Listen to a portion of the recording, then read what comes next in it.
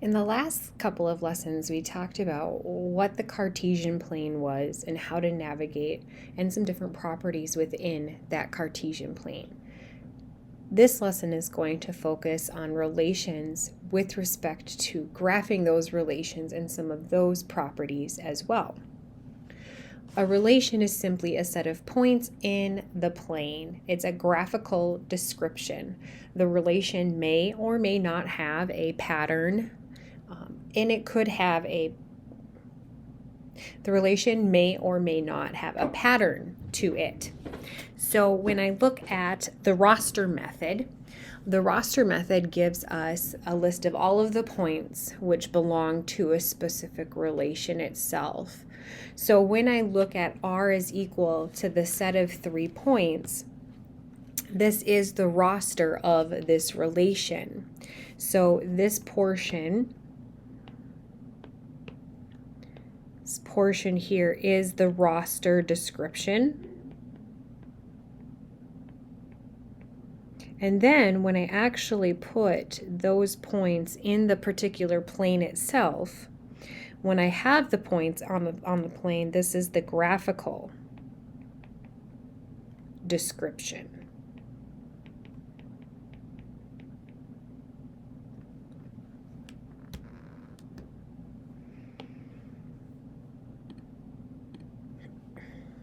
Asking us to graph the following relations. So part A is the roster method itself. So I can say, let's say this is graph A. And to graph the following relations, I'm just going to graph the points 0, 0, -3, 1, 4, 2, and -3, 2. It's a relation. It's a set of ordered pairs that are on the plane. There is no pattern to them. If I want to graph HLS sub 1, this says variable x where y is always 3 such that x is greater than or equal to -2 and less than or equal to 4. So that was kind of a mouthful to talk. So if I look at HLS sub 1, I'm going to just put in, write it out what it specifically says. So it's telling us that my variable x, where, notice 3 is in the y location, so where y is always 3, such that, so this marker here means such that x is greater than or equal to -2. So it's greater than or equal to -2 and less than or equal to +4. So our y value always has to be +3, but x has to be greater than or equal to -2, but less than or equal to 4. So I'm going to go to -2 on my x-axis, and I'm going to go to +4. And at those two locations, and everywhere in between, our y value has to be greater. It has to be 3 itself, and x can only be between -2 and +4, but it could be any x value that is in between -2 and +4. I also have our x and y values.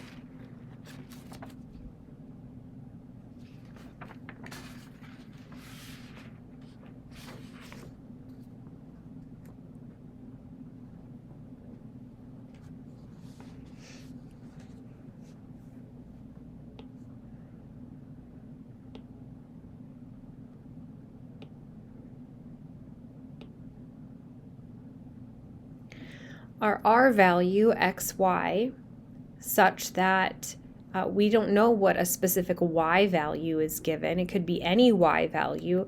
Our previous example, our y value had to be 3. Here, our y value could be any value between negative infinity and positive infinity. There are no restrictions on y. However, our x has restrictions. So xy values such that x has to be less than or equal to 3 and x has to be greater than 1. So this is pretty interesting. There are no restrictions on y.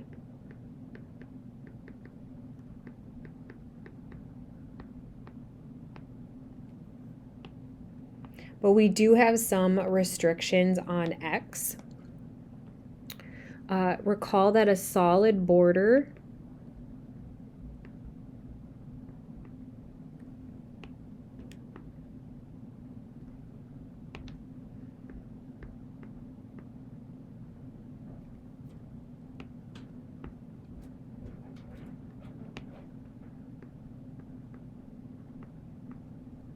means included.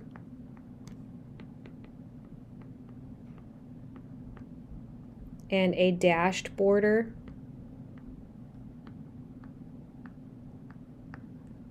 means excluded. So in this particular case, notice that x has to be less than or equal to 3. So we need a solid border. There's no restrictions on y, so we can go as far up and down as imaginable. However, our x value has to have exclusion or a dashed border at 1. So I'm going to put a dashed border at 1 because 1 is excluded since x has to be simply greater than 1. It can't equal 1. And our y values have to be anywhere in between here, as far up and down as we can think of.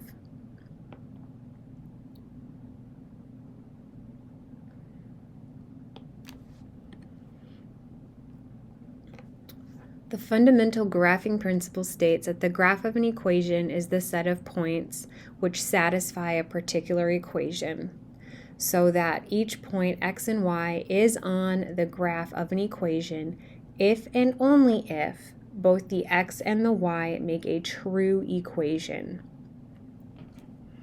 If it makes a false statement, then it is not on the graph. So determine whether or not 2, -1 is on the graph of x squared plus y cubed is equal to 1. Our point xy is 2 and -1, so wherever I see x, I'm going to put 2. Wherever I see y, I'm going to put -1. And I want to determine, does this make a true statement? So is 2 squared plus -1 cubed, is this equal to +1? Well, I'll have 4 plus -1 does not equal 1. That equals 3, because 3 does not equal 1. We can say that no, 2, -1 is not on the graph.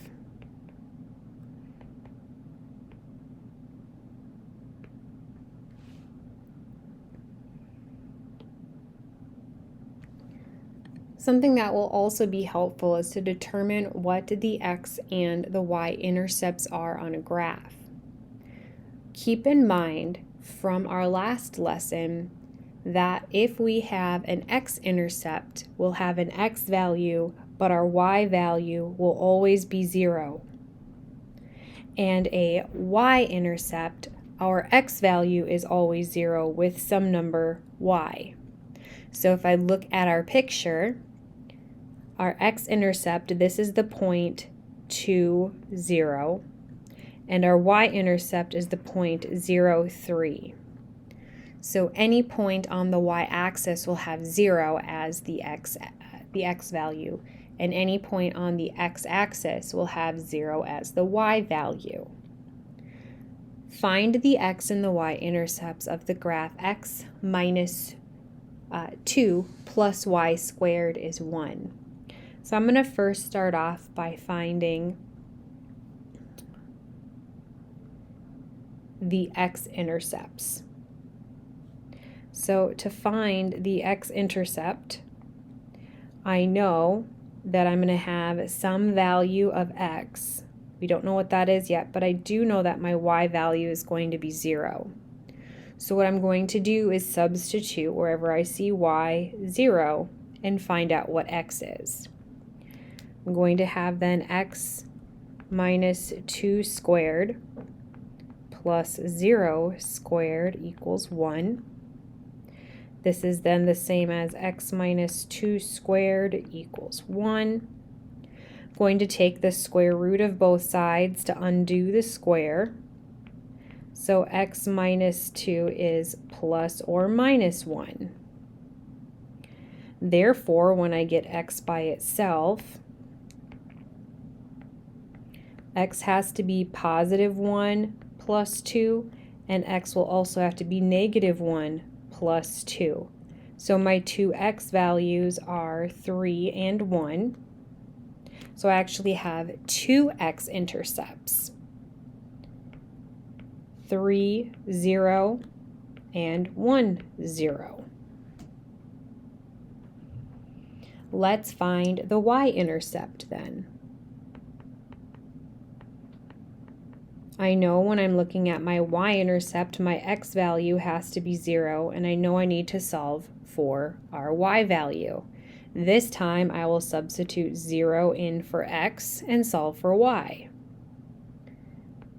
0 minus 2 squared plus y squared is 1. Well, I'll have negative 2 squared, which is 4. Y squared is negative 3. Oh, we have a problem here.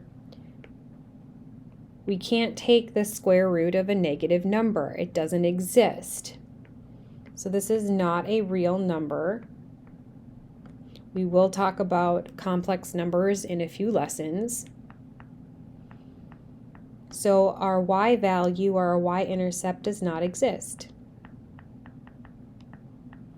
If you were to graph this equation using graphing technology like Desmos or your graphing calculator, we would see that there is no place that it crosses the y-axis, and that's okay. Let's find the x and the y-intercept of x cubed y equals negative 4.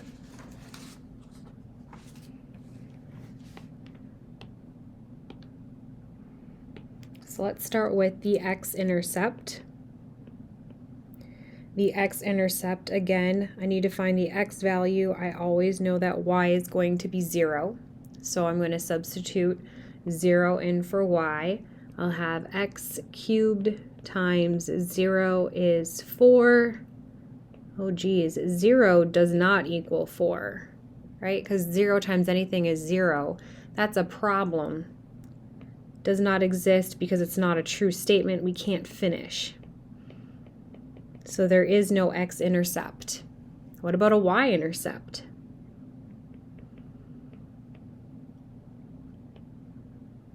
This time, I know my y value we need to find, and x is 0. So we will substitute 0 in for x this time and find y.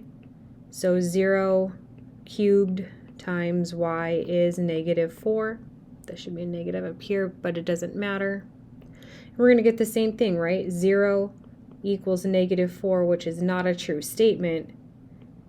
So in this graph, there is neither an x nor a y-intercept, and that's okay.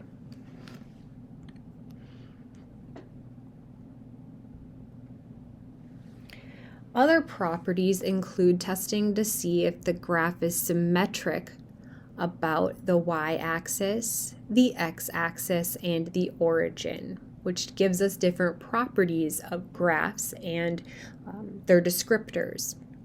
So if I want to determine if a graph is symmetric about the y-axis, so I can fold my paper horizontally across the y-axis, I can substitute negative xy into the equation and simplify. If the result is the original equation, we can say that it is symmetric about the y-axis. If I want to see if the graph is symmetric about the x-axis, I'm going to substitute the opposite of y into the equation and simplify. If the result is equivalent to the original, then it is symmetric about the x-axis. So notice which one I'm specifically substituting in. And if I want to see if it is symmetric about the origin, we're going to substitute the opposite of x and the opposite of y into the equation and simplify. If we get back to the original, it is symmetric about the origin.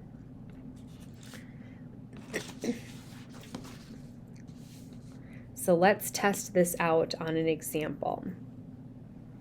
Test the graph x minus 2 squared plus y squared is 1 for symmetry. We have to do all three of them. One does not automatically give the others. So let's first start off by doing the y-axis.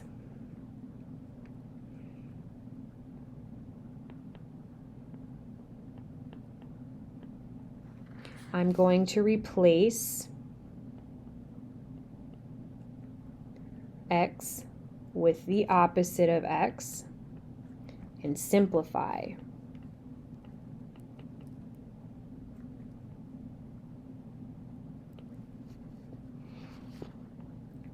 I'll now have negative x minus 2 squared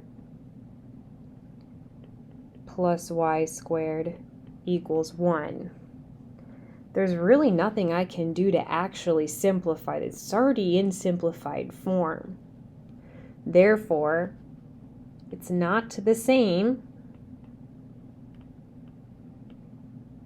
as the original, so not symmetric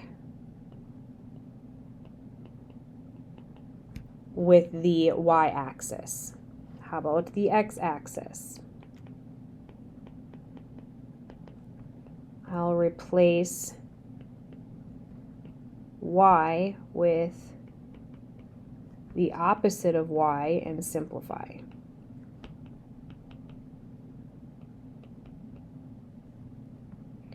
Giving us, x minus 2 squared plus negative y squared.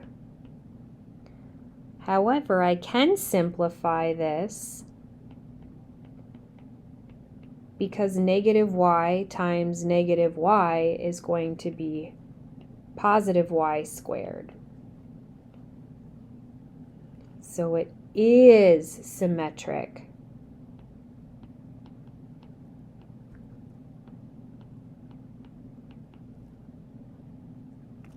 about the x-axis because we got the original back.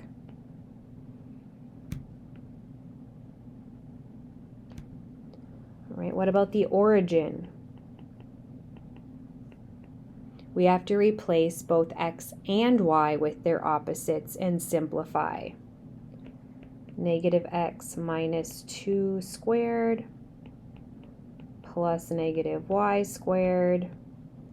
Well, this will simplify to negative x minus 2 squared plus y squared, but this is not the original.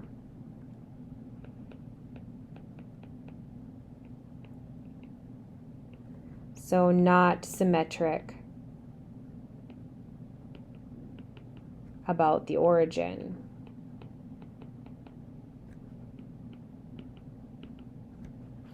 only symmetric about the x-axis. We can also verify utilizing decimals. Our equation, type it out just as I see it, the original, x minus 2 squared plus y squared equals 1. I do see that it is in fact symmetric about the x-axis, so if I folded from top to bottom, the circle does reflect upon itself. However, it does not reflect across the y-axis itself, nor does it reflect across the origin.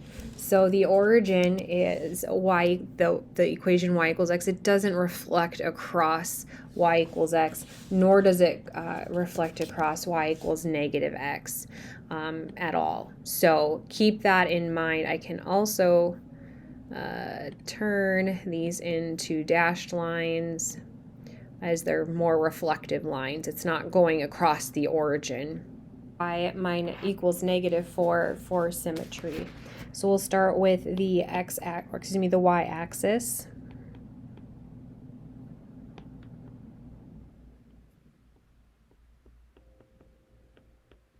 We're going to replace x with negative x and see if we get back to the original.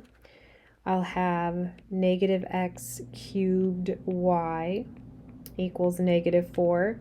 When I simplify this, I'll have negative x cubed y equals negative 4. That's not the same as the original.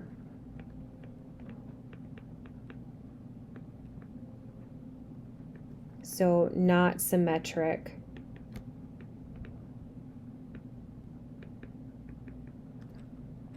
About the y-axis. How about the x-axis? This time I'm going to replace y with the opposite of y and simplify. X cubed times the opposite of y is negative 4. Well, this simplifies to negative x cubed y equal negative 4. Also not the same, so not symmetric about the x-axis. Finally, the origin, we do both.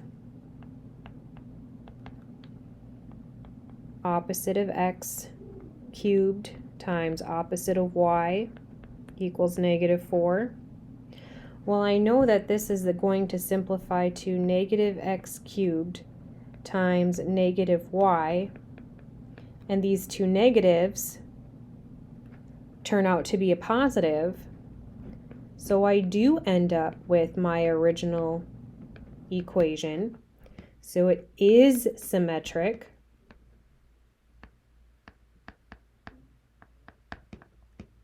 about the origin.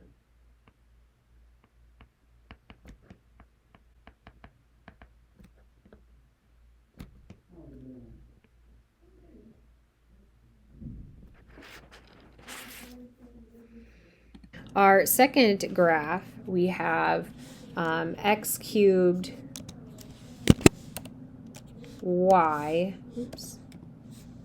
equals negative 4.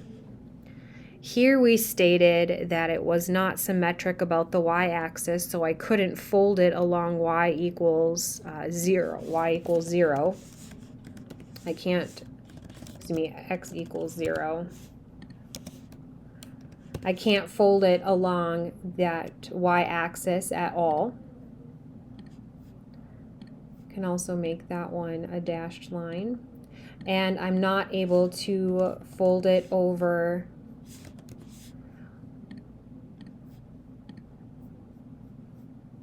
I'll also make this on a black line too.